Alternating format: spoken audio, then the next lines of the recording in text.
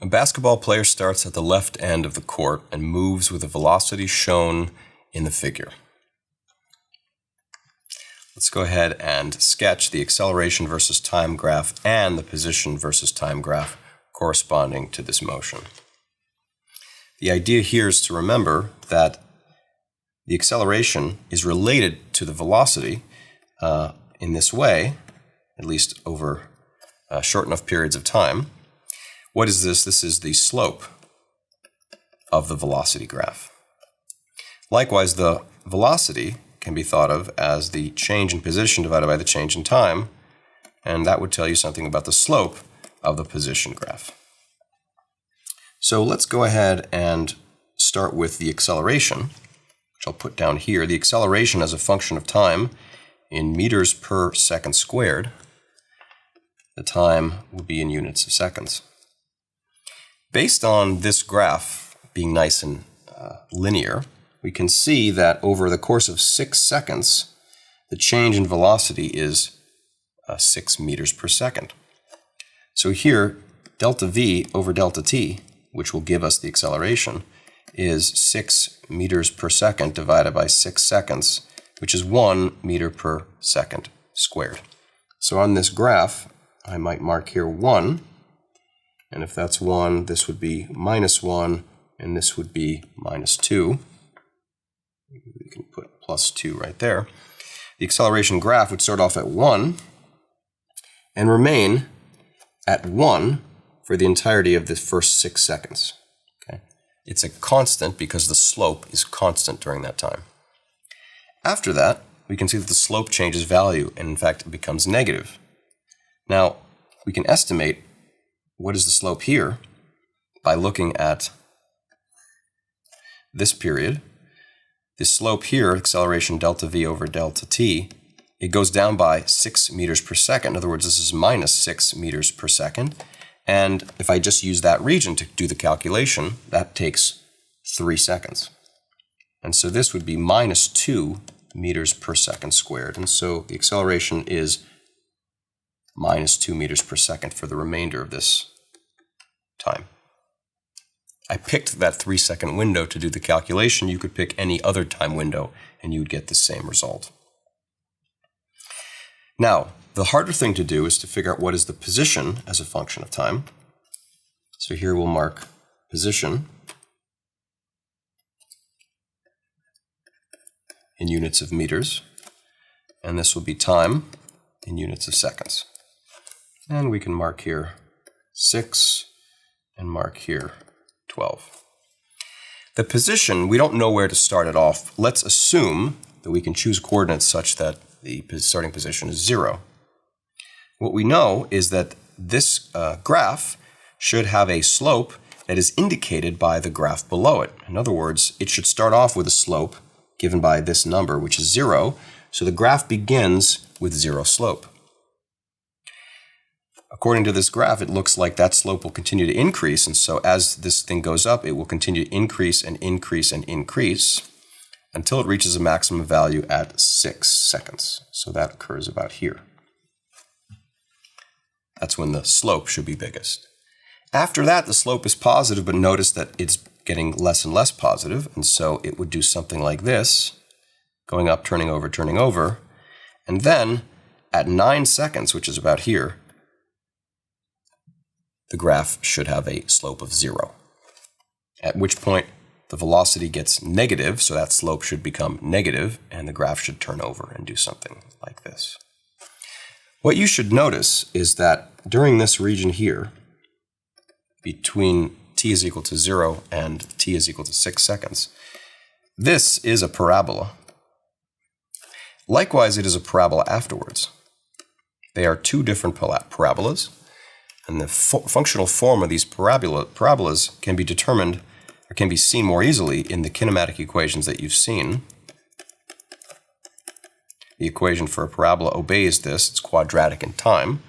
And since the acceleration in these two different regions is constant, this equation applies and gives you that there is a parabola. Just notice that the acceleration is either +1 or -2. In other words, the value of the acceleration changes, that changes the shape of the parabola.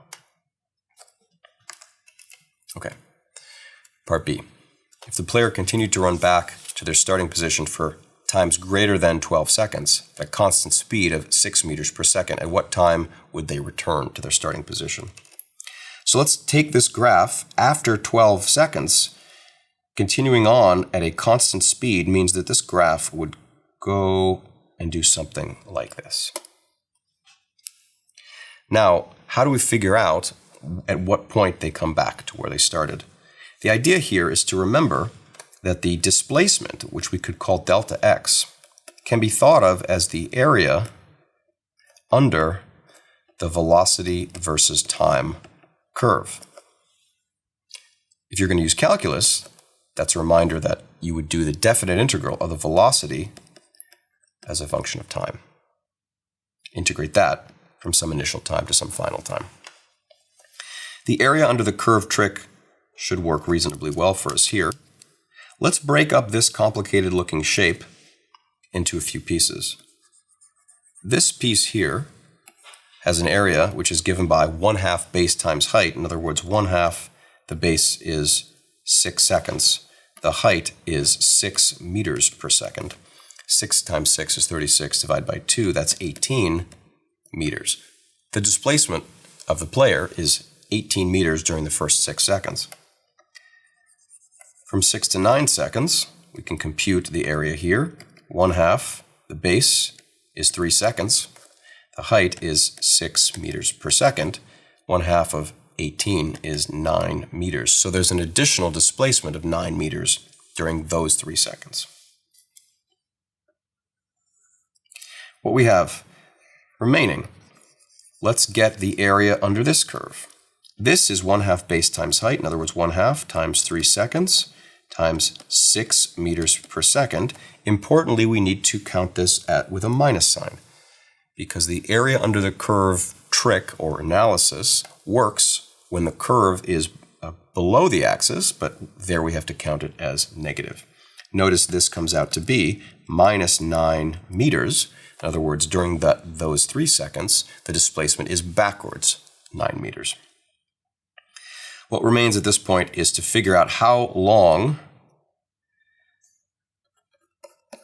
the player needs to go for until they return to where they were. In other words, we need this area.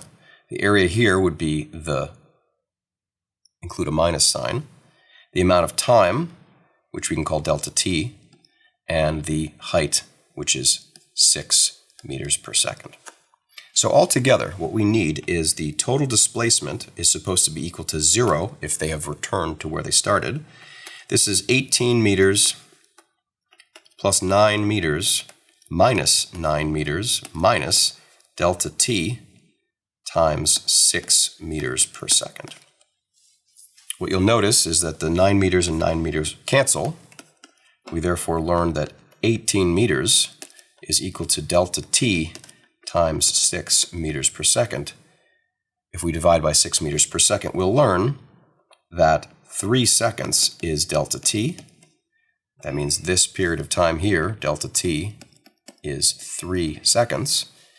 3 plus 12 makes that 15 seconds. So the time at which they would return, t, is equal to 15 seconds.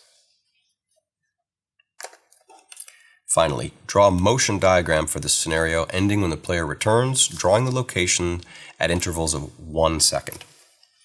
So what we'll do here is we'll mark the player at t equal to 0 seconds, and then try our best to estimate this motion diagram. At t equal to 1 second, it will be at a different location. At t equal to 2 seconds, it'll be further away, indicating that it's moving at a velocity that is changing. 3 seconds, even further. 4 seconds, even further. 5 seconds. 6 seconds, even further. Slowing down, 7 seconds, 8 seconds, and at 9 seconds is when the velocity is 0. That's as far as it's going to go. For the backward motion, let's indicate what's going on. That's 9 seconds. At 10 seconds, we'll put that here. At 11 seconds, we'll put that here. 12 seconds here. And now in the remaining 3 seconds, it comes backward. Now it comes backward with an acceleration that is 0, in other words, a constant velocity. And so however this works out, we know that it's got to end up here at 15 seconds.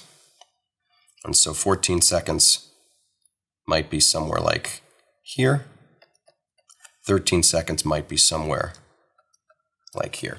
Let's see if we can make all this work. To estimate or to visualize what the velocity is doing, from 0 to 1, it starts off with 0 velocity, and between 0 and 1, it gains some velocity. Between 1 and 2, it gains even more velocity. So that's what this green arrow is representing. From 2 to 3, even more velocity.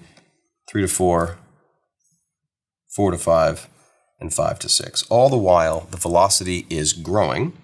And so during those times, we can estimate what the acceleration would be doing. The acceleration here, which I'll draw in orange, looks something like this. And that acceleration is constant, indicating the velocity is changing in that direction, and it is speeding up.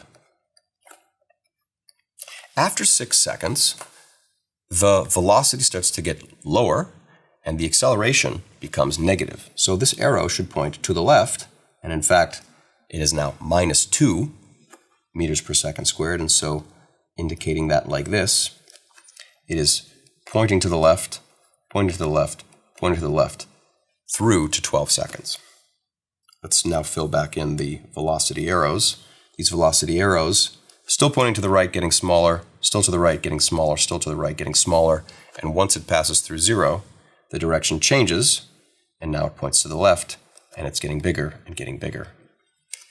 At this point, after 12 seconds, the velocity has reached some value, and it is no longer changing.